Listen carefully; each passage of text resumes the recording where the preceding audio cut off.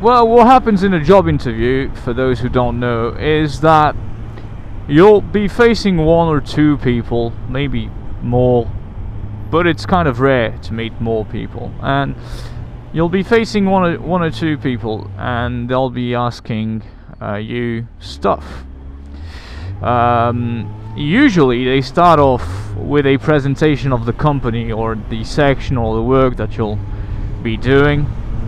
When they do that, the important thing to do is to listen to them in what I would say an active way, meaning that you have to not only listen and understand what they say, but actually at the same time try to think about it and come up with like, you have to think about it in a proactive manner. You have to basically come up with solutions to their problems. If they already mention like issues, or if they already mention stuff you'll have to do, you have to come up with things that correspond to what they'll probably be waiting for and expecting of you. So that's I think the first thing you have to think about. I'm gonna try to get out of here because it's fucking rubbish. I'm gonna go to this Institut Médico-Légal. I have no idea what it is, but so that's that. When the company presentation is over, they'll usually ask you to introduce yourself.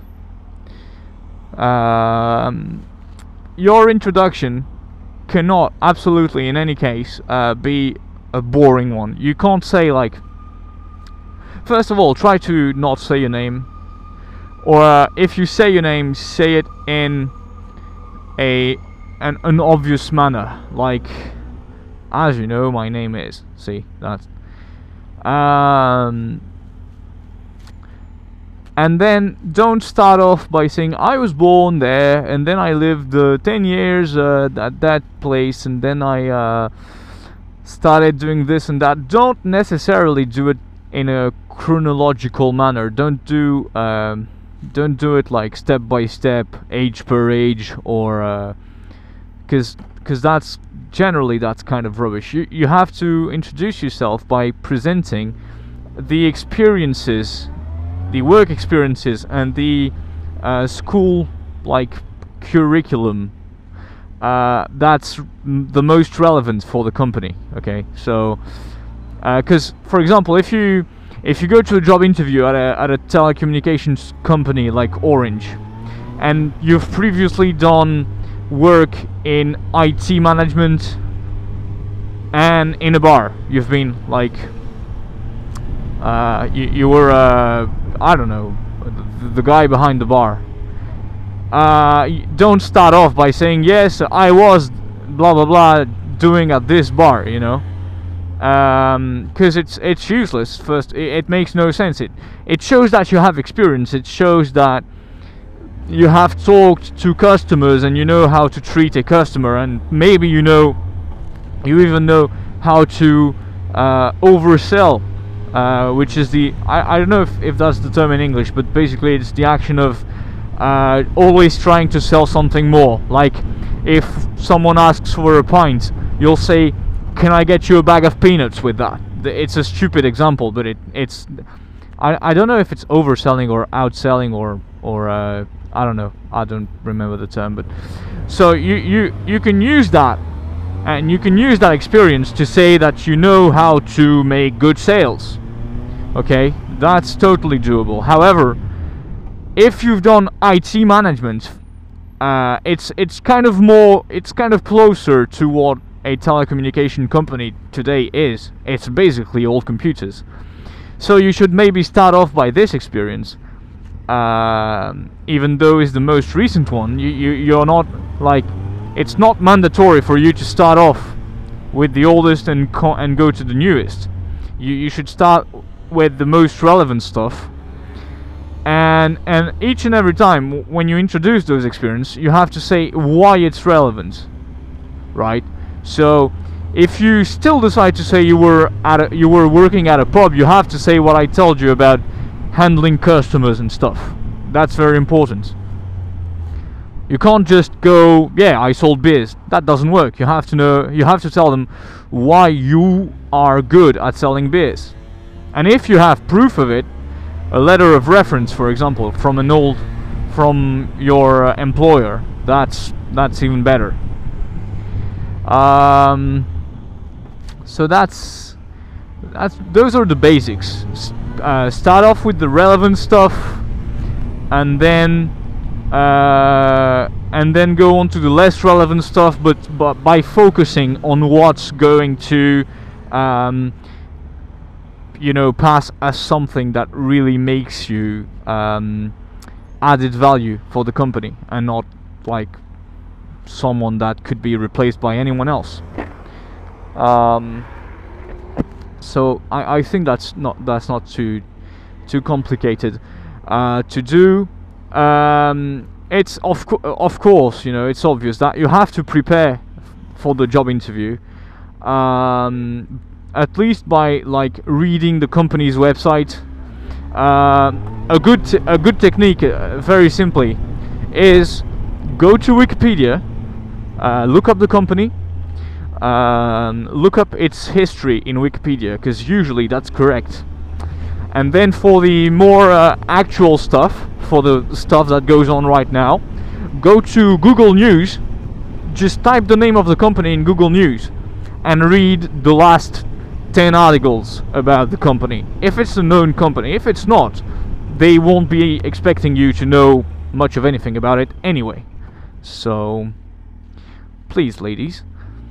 So that's a good technique for the news part of it, which they sometimes, what the fuck is this guy doing?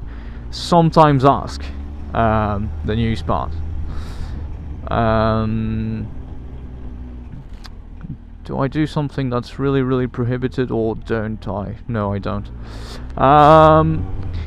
And then after that, after the introductions, so after you've introduced yourself and told them about your experiences and what you do at school, you also have to end up on why you are there. So what are basically your motivations for this job? You have to make sure that this phrase has been partially rehearsed. That means you have to about half know what you're gonna say, and the other half must be improvised depending on what they said during their introduction of the company. So the part that must be relevant to what you're doing now is rehearsed, and the part that's relevant to what they want is improvised. Well, that's how I do it anyway, and it generally works. So you'll have to give them a no bullshit explanation of why you're there. Okay, you can't just say, "Oh, I wanna work at Microsoft because I think you guys are the best." That's really shit. It'll help. Okay, it'll help because they like to be loved, I guess. So that can help, but what really works is when you have a proper reason. This job is the first step towards starting a career in that kind of activity for me. That, for example, can work. Or this job really makes sense to me when I look back at what I did before, and at the working experiences that I liked, which you'll have mentioned, by the way. Then it makes sense to me to continue doing this job and to join your company. And if I can do it, and then you can go and try to lick them a bit. And if I can work for such a great company, that would be even better, So that's that. After the introductions and the part where you say why you're there, they'll probably start asking questions. Okay, they'll question you on what you said before. That's the part where you have to be sure of what you said before, because if like it's not really true and that, you won't have time to improvise too much on the spot. So they'll ask you questions about the stuff you did in the past. There is no point in inventing stuff. You can invent a bit, but not too much. It has to be realistic. And it has to be realistic, yeah. And if they ask you questions about empirical stuff, like if they ask you to define something, or it is not a problem if you do not know. Okay, most people, if we ask them a question in a job interview and they don't know, they'll instantly lock up and they won't talk anymore, and they'll be frozen. That is the most terrible thing that can happen. If they ask you a question and you don't really know what to answer, you have two options. Either you choose to say, well, I don't know exactly what you're asking, I don't know exactly the answer to what you're asking, but I can imagine that it is related to this and that and this and that, and I can talk to you a bit about that. That's if you have at least just a faint idea of what they're talking about. If you have strictly no idea, two answers can be given. Either you can ask them to elaborate, and usually they'll give a beginning of an explanation which will help you. Or if you really don't want them to elaborate, if you don't really give a shit about it, you can just say that you don't know but you're eager to learn. If you just say blatantly I don't know, like and like raising your shoulders, and then that's kind of, for them it's kind of perceived as a rubbish behavior, and they won't want anyone that does that. So and then there you go. After the questions, don't forget to thank them for their time and for the opportunity. Look at this fucking bastard. Should have given way, imbecile, idiot. Gonna fucking follow him now, just for the hell of it.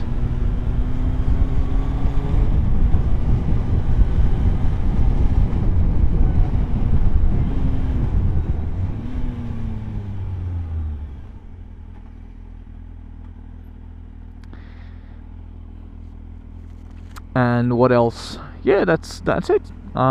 That's about it, I guess. Any questions, feel free to ask. I'm not saying that I'm the great guru of job interviews, but I've gone through a few of them, and most of the time quite successfully. So as one of my new subscribers said recently, I'm a corpy.